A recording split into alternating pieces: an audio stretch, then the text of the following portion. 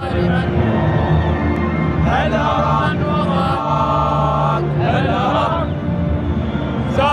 منعما مكرما، سالما منعما وغالبا مكرما.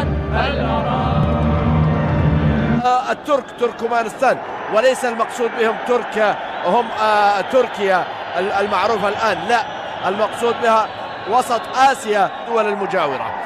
إذا الكل تمنى له كل قيادة هاقي الأخضر أسود الرافدين على يمين السادة المشاهدين، والمنى أوزبك بالألوان البيضاء، الذئاب البيضاء على اليس المنتخب العراقي العربي الشقيق، ويأتوا في أمر يحدث على الأوز في النسخة الأولى.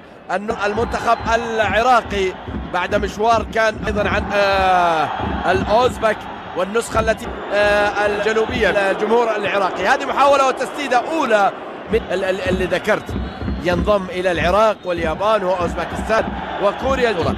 كان في 1965 وتم أيضا تجديده في التسعينيات، لكن الآن خطأ لمصلحة العراق. لكن هذه كرة ترسل، والكرة بعد ذلك وإلا ستفلت من حكم المباراة محمد الهويش من بهذه الحدة.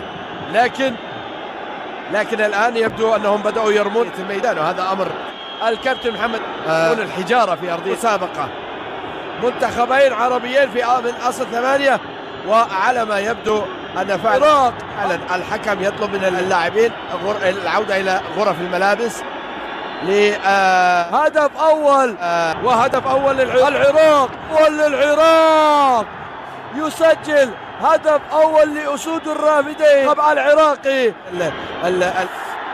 واستقبلوا خطأ، والمنتخب العراقي أمام مهمة صعبة وخطأ والتعادل، وكرة تلعب وفرصة تحتسب قريب. واصل أوزبك الحاضرة، لكن الآن كرة أوزبك ما زالوا في البداية للمنتخب، وخطأ من منطقة الجزاء، خطأ يحتسب قريب من أوزبك مع أوبا الأوز، وبطاقة صفراء، والكرة تنفذ عالية تقطع. ضاعت بإعجوبة، كانوا قريبين من أيضا عند التاريخ اللي يشفع حسن ولا ومطالبة، وخطأ ضاعت بإعجوبة لمصلحة الأوزبك في مكان قريب، وبطاقة صفراء فعلا. وهذه محاولة، وهذه كرة ثابتة جزاء، والكرة تبعد وتدخل وخطأ ثاني لهم ومن الممكن أن نشاهد بطاقة صفراء ثانية على المهم. هذا صورة تسديدة قوية الأوزبك البدري استقبلوه، وأمامهم فرصة للتعادل داخل منطقة الجول بالقدم اليسرى. ضربة جزاء، هل تكتمل؟ ضربة جزاء، فقدان مؤيد في الوقت بدل الضائع من الشوط الأول.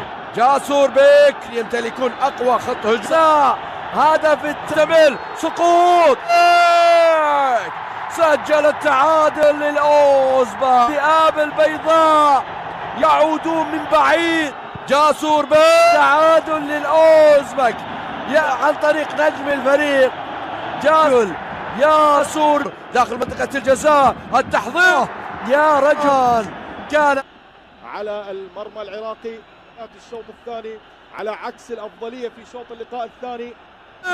الله يأتي عن نجم. هدف ثاني أوزبكي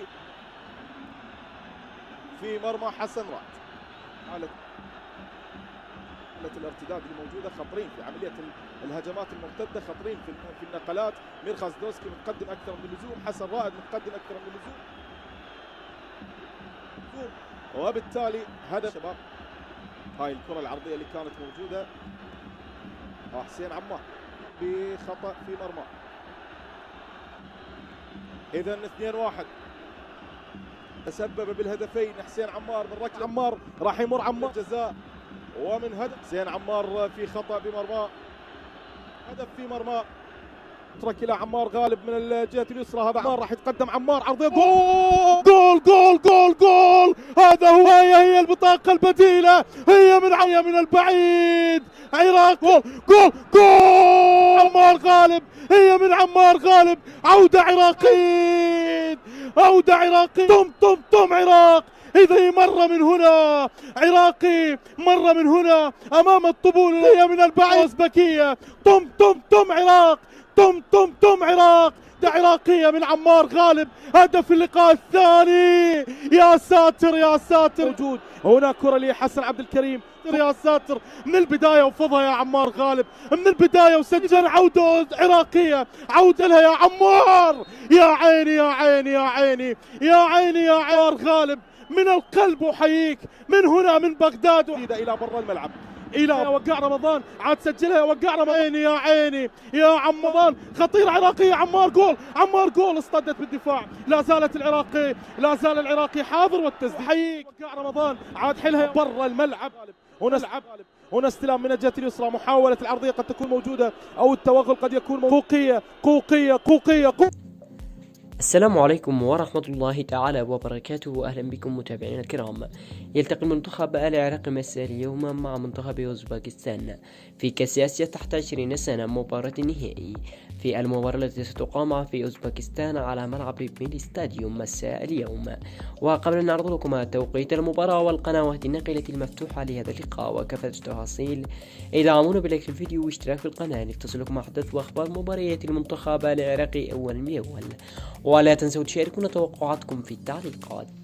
وستقام المباراة على ملعب من الاستديوم وستكون منقولة عبر قناة بين سبورت الاتحاد الآسيوي وقنوات أبو ظبي الرياضية آسيا ودبي الرياضية وقنوات SSC السعودية وأيضا عبر قناة الرابعة العراقية، وذلك بتعليق عامر الخويذري وأحمد عبد السلام ومحمد الشامسي وأيضا بتعليق محمد العنزي وحسن العيدروس بقنوات بين. وستنطلق صافرة المباراة اليوم السبت 2023 شهر 3 يوم 18 في تمام الساعة 5 مساء وذلك بتوقيت بغداد. وبهذا وصل النهاية. شكرا لكم على المشاهدة.